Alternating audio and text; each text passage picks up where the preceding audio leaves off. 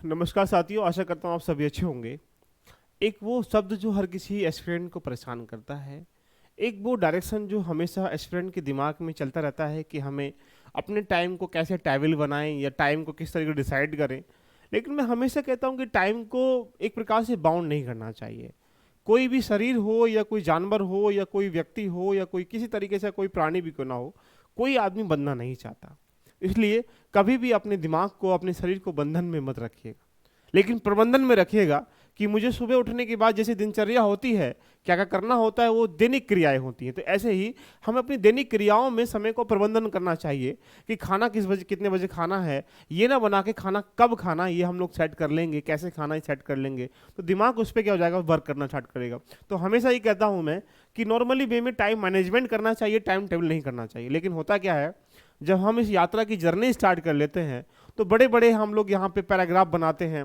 सुबह 7 बजे उठेंगे, 7:30 तक फ्री हो जाएंगे, 8 बजे न्यूज़पेपर पढ़ेंगे, 9 बजे मैगजीन पढ़ेंगे, 11 बजे 12 बजे हम क्लास जाएंगे, उसके बाद हम ऑप्शन रेडी करेंगे। ये जो डाटा है, हम बड़े बड़े ख्वाब एकदम से, जैसे बड़ी बड़ी कंपनी आपको 10 मिनट में 20 मिनट में करोड़पति बना देती हैं, ऐसे ही जो यूपीएससी का एस्पिरेंट होता है या बाकी जो भी एस्पिरेंट होते हैं, अपने आप के सपनों को पूरा करने के लिए इतने बड़े बड़े चार्ट बनाते हैं कि बस इसको तो पूरा कर लेंगे, लेकिन वो एक दिन में उसको फॉलो नहीं कर पाते। इसलिए क्योंकि आपने बंधन में बांध दिया दिमाग को, शरीर को, सबको। तो बंधन कभी अच्छा नहीं होता है। आइए चर्चा कर लेते हैं टाइम मैनेजमेंट की वो कुछ मूलभूत बातें जो हर किसी एस्पिरेंट के जीवन में होनी चाहिए। जैसे एग्जाम्पल बेस पे समझते हैं। पहला क्या है, अगर आपके दिमाग में कुछ ऐसे सेट प्रायोरिटी नहीं होगी कि मुझे क्या, कैसे, कब करना है। इट मीन्स मतलब आप पूरे जीएस को पढ़ने का स्टार्ट कर दिया आपने, लेकिन आप ये सेट नहीं कर पाए कि मुझे मूलभूत तरीके से तैयारी किन किन विषयों पर बेहतर करनी है, किन किन विषयों पर बेहतर करने के साथ किन किन टॉपिकों पर बेहतर करना है। तो आपकी अगर प्रायोरिटीज में ऐसे विषय नहीं होंगे, ऐसे काम नहीं होंगे, तो आप बार बार क्या हो जाएंगे, वहां पर डिमोटिवेट होते हुए चले जाएंगे। क्यों? क्योंकि आप पढ़ कुछ और रहे हो, प्रश्न आ कुछ और रहा है, इसलिए नहीं हो पाएंगे वो। तो बार बार आप प्रश्न को देखने के बाद सोचेंगे तो पढ़ाई नहीं है। इसलिए पहली जरूरत होती है कि अपने आप को स्ट्रेटेजी के अनुकूल प्रायोरिटीज में रखिएगा कि पहले हिस्ट्री, ज्योग्राफी, इकोनॉमी, पॉलिटी जो पिलर हैं, इनको रेडी कैसे करना। अगर इनको तुम रेडी कर लोगे तो क्या होगा, आप अपने दिमाग में एक बेहतर प्लान सेट कर पाओगे। सेकंड कंडीशन बेटा यहां से बन जाती है, अवॉइड डिस्ट्रैक्शन। जितने भी हमारे पास आज के इस तकनीकी भरे दौर ने संसाधनों की उपलब्धता के आधार पर रिसोर्स इतने उपलब्ध करा दिए गए हैं कि हम ये चेक नहीं कर पाते कि ये चीज सही है और ये चीज गलत है। इससे हमें यह फर्क पड़ता है कि बच्चा जो आज इस दुनिया में 12th पास करके, यूजी पास करके आता है, वो किसी को भी सही मान लेता है।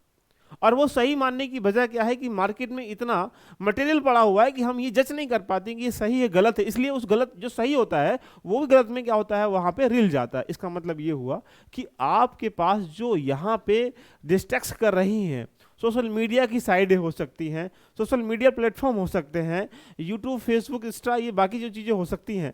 आप तैयारी करने के लिए आए हैं या यहाँ पे मुजरा करने के लिए आए हैं, पहले ये समझिएगा। तो तैयारी करने के लिए आपके दिमाग में तुम्हें क्या सेटअप है, क्या सिलेबस है, सिलेबस के आधार पर तैयारी कैसे करनी है, अगर ये नहीं पता होगा तो क्या होगा, आप बार बार अपने आप को रील के माध्यम से, बार बार ध्यान रखना किसी और तरीके के माध्यम से अपने आप को मोटिवेट तो करते रहोगे, लेकिन लॉन्ग टाइम गोल के पीछे आप नहीं भाग सकते हो।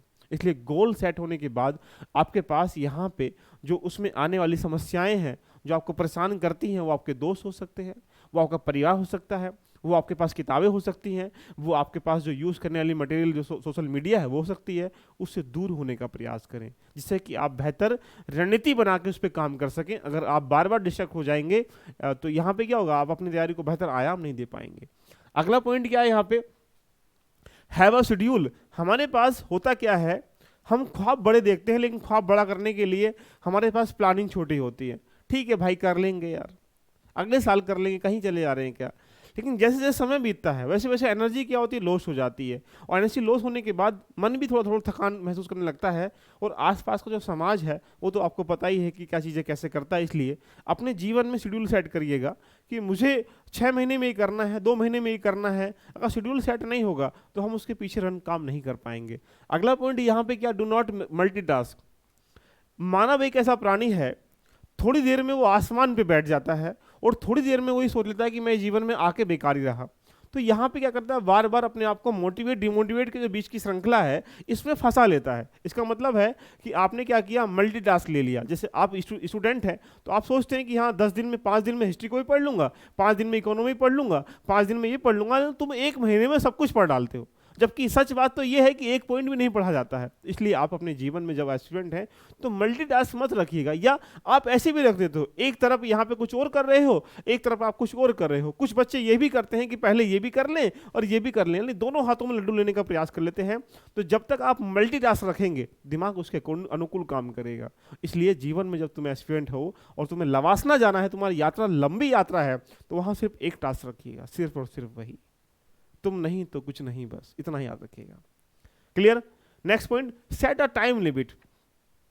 अब टाइम लिमिट का मतलब ये रहा कि हम अगर बेसिकली प्लान से अनुकूल नहीं पढ़ते हैं तो बार बार, जैसे मान लो तुम किसी जर्नी को चलना स्टार्ट किया, आपको रास्ते का नहीं पता है, आपका टाइम ड्यूरेशन नहीं पता है, आप बार बार रुक के पूछोगे, उससे क्या होगा, अपने आप को डिमोटिवेट भी कर पाएंगे और सही डायरेक्शन नहीं हो पाएगा। इसका मतलब है आप सेट करिएगा, टाइम शेड्यूल सेट करिएगा कि मुझे एक दिन में 10 घंटे पढ़ना है। उस 10 घंटे में पढ़ना क्या क्या है उसको कंपाइल करिएगा। ये मत बांधो कि 2 बजे उठ के पढ़ना है, 3 बजे उठ के पढ़ना है, साला कभी दिमाग काम नहीं करेगा। इसीलिए अपने दिमाग में ध्यान रखना, यहाँ टाइम लिमिट को सेट कर लिएगा।